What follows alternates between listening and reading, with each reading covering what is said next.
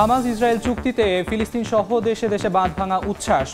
গাজায় যুদ্ধবিরতিকে স্বাগত জানালো বিশ্বের বিভিন্ন দেশ। হত্যাযজ্ঞ বন্ধের আশাবাদ। হামলা অব্যাহত থাকায় চুক্তির বাস্তবায়ন নিয়ে শঙ্কা নিরাপত্তা বিশ্লেষকদের। বিদায়ী ভাষণে নাগরিকদের গণতন্ত্রের পথে থাকার আহ্বান প্রেসিডেন্ট জো বাইডেনের। নিজের শাসনামলে নতুন সম্ভাবনার দ্বার উন্মোচনের দাবি। অভিনন্দন জানালেন ট্রাম্পকে।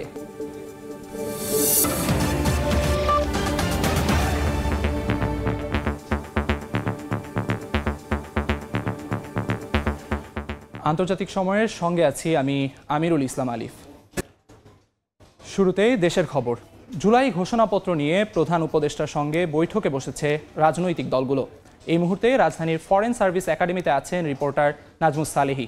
সরাসরি যাচ্ছি সেখানে। এখন পর্যন্ত বলা চলে যে প্রায় সকল রাজনৈতিক দলের নেতারা এসে আসলে উপস্থিত হয়েছেন, কেননা সংলাপটি প্রধান উপদেষ্টার সঙ্গে শুরু হওয়ার কথা রয়েছে বিকেল 4টায়। ইতিমধ্যে জামায়াতের সেক্রেটারি জেনারেল অধ্যাপক মিয়া গোলাম পরোয়ারের নেতৃত্বে 3 সদস্যের প্রতিনিধি দল, বিএনপির স্থায়ী কমিটির সদস্য সালাহউদ্দিন আহমেদের নেতৃত্বে তিনি আসলে একাই এসেছেন। তিনি এককভাবে তিনি বিএনপির নেতৃত্ব দিচ্ছেন। আমরা গণসংহতি আন্দোলনের প্রধান সমন্বয়ক জুনায়েদ সাকি সহ অন্য রাজনৈতিক দলগুলোর নেতাদেরকেও আসলে প্রবেশ করতে দেখেছি। আজকে মূলত যেটি হবে সেটি সম্পর্কে আগেই একটা ধারণা দেওয়া হয়েছিল। আজকে জুলাই গণ অভ্যুত্থানের যে ঘোষণাপত্র, সেই ঘোষণাপত্রে আসলে কি কন্টেন্ট থাকবে বা কি কি বিষয়বস্তু সেখানে থাকবে সেটি যেমন নির্ধারিত হবে, ঠিক একইভাবে জুলাই ঘোষণাপত্র কবে ঘোষণা করা হবে সেই দিনক্ষণও কিন্তু আজকে ঠিক করা হবে। এই জুলাই গণ অভ্যুত্থানের ইস্যুটি আসলে গত 1 মাস থেকে বাংলাদেশের জাতীয় রাজনীতিতে বেশ আলোচিত এবং এটি ছাত্র জনতার পক্ষ থেকে দেওয়ার কথা ছিল 31 ডিসেম্বরের পরে সরকার জানায় যে তারা আসলে জুলাই ঘোষণাপত্র ঘোষণা করবে এবং সরকার সেটির জন্য সময় নেয়। সেই সময়ের মাঝখানে সরকারের তরফ থেকে বিভিন্ন রাজনৈতিক দলগুলোর সঙ্গে নানাভাবে তারা আলোচনা করেছেন, সংলাপ হয়েছে, কিন্তু সবাই জুলাই গণ অভ্যুত্থানের যে ঘোষণাপত্র তা প্রকাশের ব্যাপারে একমত হলেও সেই ঘোষণাপত্রে আসলে কি কি থাকবে এই সমস্ত বিষয়ে আসলে রাজনৈতিক দলগুলোর পক্ষে নানা রকম মতানৈক্য দেখা দিয়েছে। অর্থাৎ ঘোষণাপত্রের আসলে কি লেখা থাকবে এবং ঘোষণাপত্রে কি পাঠ করা হবে সেগুলো নিয়ে যেহেতু মতানৈক্য রয়েছে, সেই মতানৈক্যের জায়গাটা আজকে ঐক্যমত্যে পৌঁছানোর লক্ষ্যে সর্বদলীয় রাজনৈতিক সংলাপের আহ্বান করে প্রধান উপদেষ্টা এবং ফরেন সার্ভিস একাডেমিতে সেটি শুরু হওয়ার কথা রয়েছে বিকেল 4টাতে। ইতিমধ্যেই সবাই এসে পৌঁছেছে। আজকে মূলত এই জুলাই গণ অভ্যুত্থানের ঘোষণাপত্রে কি থাকবে কি থাকবে না, কোন দল কি চাই সেই বিষয়গুলো নিয়ে খোলামেলা আলোচনা হবে এবং সেটি আসলে রাত 8টা পর্যন্ত চলবে বলে আমরা জানতে পেরেছি। সেই আলোচনার শেষে পরে সরকারের তরফ থেকে প্রেস ব্রিফিং করে জানানো হবে কোন দল আসলে কি ধরনের প্রস্তাবনা দিয়েছে এবং জুলাই গণ অভ্যুত্থানের যে ঘোষণাপত্র সেটি কবে প্রকাশ করা হবে সেটি এই বিষয়গুলো নিয়ে আজকে সিদ্ধান্ত নেওয়া হবে। ইতিমধ্যেই জামায়াতের সেক্রেটারি জেনারেল এসেছেন আমি বলছিলাম এবং বিএনপির স্থায়ী কমিটির সদস্য তারা বলছেন যে তাদের নিজ নিজ দলের পক্ষে তারা আসলে জুলাই গণ অভ্যুত্থানকে কিভাবে দেখেন, কিভাবে ধারণ করেন, তারা কোন কোন বিষয়ে তাদের এই অভ্যুত্থানে লিখিত করতে চান, তারা সেই বিষয়ে তারা মতামত তুলে ধরবেন। সবাই মিলে সবার সঙ্গে আলোচনা করার পরে আজকে চূড়ান্ত হবে, এমনটি কিন্তু গত কয়েকদিন আগেই উপদেষ্টা মাহফুজ আলম ইঙ্গিত দিয়েছেন। এই ছিল ফরেন সার্ভিস একাডেমির সামনে থেকে আমার কাছে সর্বশেষ। সরাসরি যুক্ত ছিলাম ফরেন সার্ভিস একাডেমিতে। যাচ্ছি আন্তর্জাতিক খবরে।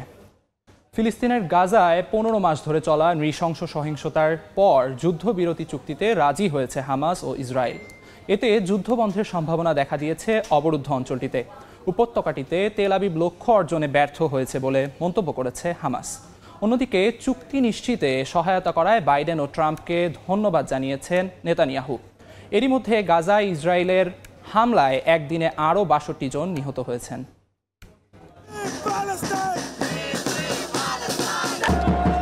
একটি ঘোষণা, উচ্ছ্বাস বিশ্বজুড়ে। একদিকে আনন্দে মেতেছেন যুদ্ধে ক্লান্ত গাজাবাসী, অন্যদিকে স্বজনদের কাছে পাওয়ার আশায় খুশিতে আত্মহারা ইসরায়েলিরা।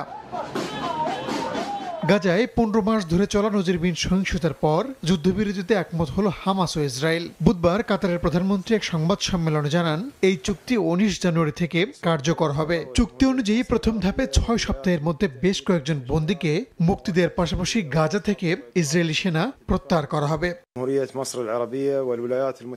আমরা অত্যন্ত আনন্দের সঙ্গে জানাচ্ছি যে গাজায় চলমান যুদ্ধ শেষ করতে কাতার এবং মিশরের যৌথ প্রচেষ্টা সফল হয়েছে। দুপক্ষের সম্মতিতে গাজায় চিরতরে যুদ্ধ বন্ধের পাশাপাশি বন্দীদের মুক্তি দেওয়ার সিদ্ধান্ত হয়েছে। একই সঙ্গে গাজায় যুদ্ধ বিধ্বস্তদের জন্য মানবিক সাহায্য পাঠানোরও কথা হয়েছে।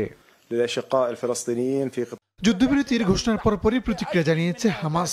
সংগঠনটির গাজার ভারপ্রাপ্ত প্রধান দাবি করেছেন, ইসরায়েলি সেনারা যে উদ্দেশ্যে উপত্যকাটিতে প্রবেশ করেছিল তা পূরণে ব্যর্থ হয়েছে। অন্যদিকে চুক্তি নিশ্চিতে সহায়তা করায় মার্কিন প্রেসিডেন্ট জো বাইডেন ও নবনির্বাচিত প্রেসিডেন্ট ডোনাল্ড ট্রাম্পকে ধন্যবাদ জানিয়েছেন ইসরায়েলের প্রধানমন্ত্রী বিনিয়ামিন নেতানিয়াহু।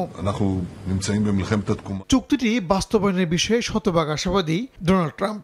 জিম্মিরা দ্রুত নিজ বাড়িতে ফিরবে বলে মন্তব্য করেন তিনি। এদিন এক সংবাদ সম্মেলনে ইসরায়েল হামাস দ্বন্দ্বের ইতি টানার ঘোষণা দেন জো বাইডেন। জানান, গাজায় যুদ্ধবিরতি চুক্তি নিয়ে একজোট হয়ে কাজ করেছেন তারা। During the next 6 weeks, Israel will negotiate the necessary arrangements to get phase 2, which is a permanent end of the war. Let me say it again, a permanent end of the war. But the plan says if negotiations take longer than 6 weeks, the ceasefire will continue as long as the negotiations continue. Hamas ও ইসরায়েলের মধ্যে যুদ্ধবিরতির ঘোষণায় বিভিন্ন দেশে থাকা ফিলিস্তিনিরা উচ্ছ্বাস প্রকাশ করেছেন। যুক্তরাষ্ট্র, জর্ডান, মিশর, জার্মানি এবং তিউনিসিয়া সহ বিশ্বের বিভিন্ন প্রান্তে থাকা মানুষ এ চুক্তিকে বড় বিজয় হিসেবে দেখছেন।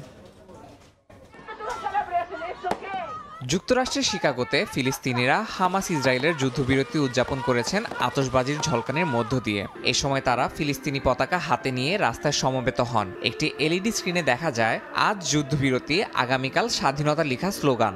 ইসরায়েল হামাসের চুক্তি এখানের ফিলিস্তিনি সম্প্রদায়ের মধ্যে এক নতুন আশার সঞ্চার করেছে।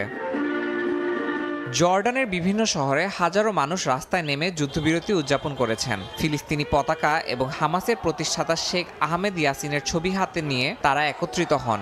শরণার্থী শিবিরেও এমন উৎসব মুখর পরিবেশ দেখা যায়। এই উদযাপনকে অনেকেই গাজা উপত্যকার প্রতিরোধ আন্দোলনের বিজয় হিসেবে দেখছেন। আমরা এই মুহূর্তটির জন্য দীর্ঘ সময়ের জন্য অপেক্ষা করছি। আমি আমার অনুভূতি বর্ণনা করতে পারছি না। আমি সৃষ্টিকর্তার কাছে শহীদদের প্রতি করুণা এবং সমস্ত নেতাদের প্রতি রহমত কামনা করছি।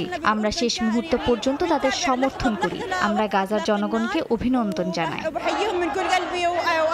মিশরের রাজধানী কায়রোতেও যুদ্ধবিরতি নিয়ে ফিলিস্তিনি সম্প্রদায়ের মধ্যে আনন্দ উচ্ছ্বাস দেখা গেছে। স্থানীয় ফিলিস্তিনি রেস্তোরাঁগুলোতে ভিড় করেন উদযাপনকারীরা। তারা পতাকা উড়িয়ে এবং গান গেয়ে চুক্তিকে স্বাগত জানান। গাজা অঞ্চলে রক্তক্ষয়ী সংঘাতের পর এমন একটি চুক্তি মধ্যপ্রাচ্যে স্থিতিশীলতার ইঙ্গিত দিচ্ছে বলে আশা করছেন তারা। যুদ্ধবিরতি নিয়ে আজকের অনুভূতি বর্ণনাতীত। আমাদের সংগ্রাম বৃথা যায়নি।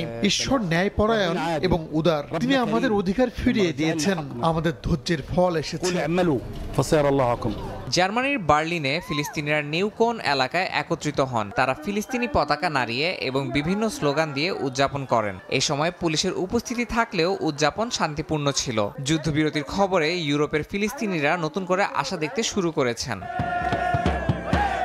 উত্তর আফ্রিকার দেশ তিউনিসিয়াতেও আনন্দ উল্লাস করেছেন ফিলিস্তিনিরা। যোগ দেন স্থানীয়রাও। ফিলিস্তিনের স্বাধীনতার প্রতি নিজেদের সমর্থনের কথা জানান তিউনিসরা।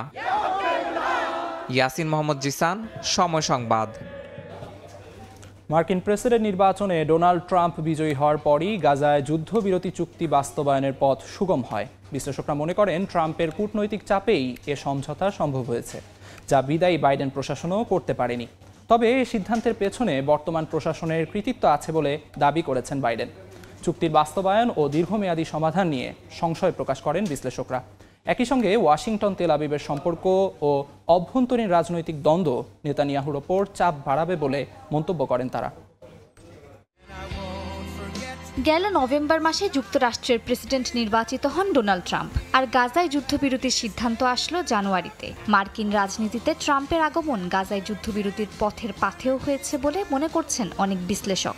বিদায়ী প্রেসিডেন্ট বাইডেন যা করে দেখাতে পারেননি ট্রাম্প প্রশাসন ক্ষমতা গ্রহণের আগেই তা করে দেখিয়েছে বলে মন্তব্য করেন তারা। ট্রাম্পের চাপে বাইডেন প্রশাসন ক্ষমতা থেকে বিদায় নেয়ার আগে এই যুদ্ধবিরতির সিদ্ধান্ত নিয়েছে বলে জানান কাউন্সিল অন আমেরিকান ইসলামিক রিলেশনসের deputy director Edward Ahmed Mitchell. তবে তিনি শঙ্কা প্রকাশ করে বলেন, বাস্তবেই বিনিয়ামিন নেতানিয়াহু যুদ্ধবিরতি চুক্তি মেনে চলবেন কিনা তা নিয়ে সন্দেহ রয়েছে। And the fact that I think the Israeli government had caused all the damage they could, I think all those factors together finally got us to the point where a ceasefire deal was struck. But the big question is, will this deal hold? Will the Israeli government keep its word? And will President Trump make sure they do so? জেরুজালেমের সাবেক mayor ফ্লেওর Hasan নাহুম জানান, Donald ট্রাম্পের white হাউসে ফিরে আসার পর Hamas ভয় পেয়ে গেছে। ট্রাম্পের নতুন মেয়াদে ইসরায়েলের অস্ত্রের কোনো ঘাটতি হবে না তা ধারণা করতে পেরেই পিছু হটতে বাধ্য হয়েছে হামাস বলে মন্তব্য করেন তিনি। যুক্তরাষ্ট্রের রাজনৈতিক পট পরিবর্তনই গাজা যুদ্ধের মোড় ঘুরিয়ে দিয়েছে বলে জানান ইসরায়েলের বিশেষ এই প্রতিনিধি। We're all relieved that this is going to be over.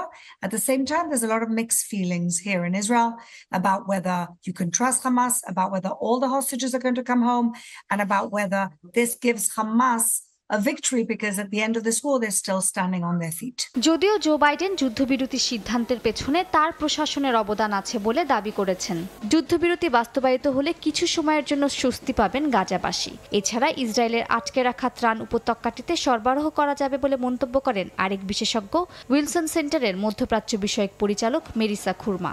The international community, the United States in particular, as this transition also takes place internally in the United States between the Biden and the Trump administration, has to ensure that both sides are going to adhere to the agreement in order to move forward to the next phase and see how we can start thinking about some sort of post-war plan.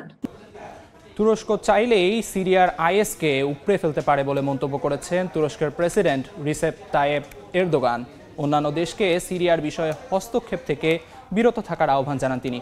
যদিও অদূর ভবিষ্যতে সিরিয়ার ভেতরের একটি buffer zone দখলের হুঁশিয়ারি দিয়েছেন ইসরায়েলের প্রধানমন্ত্রী বিনিয়ামিন নেতানিয়াহু। এদিকে সিরিয়ার ওপর থেকে যাবতীয় নিষেধাজ্ঞা উঠিয়ে নেয়ার জন্য পশ্চিমাদের প্রতি আহ্বান জানিয়েছে জাতিসংঘ।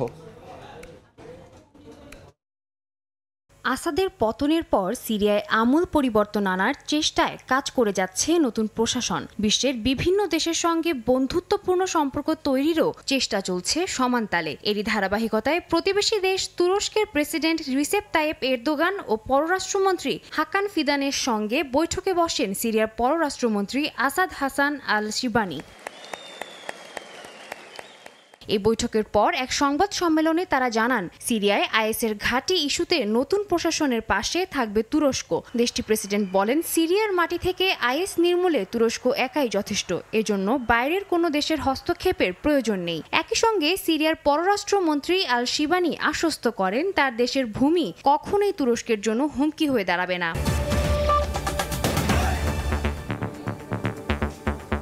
এই ছিল আন্তর্জাতিক সময়। সঙ্গে থাকুন সময়ের।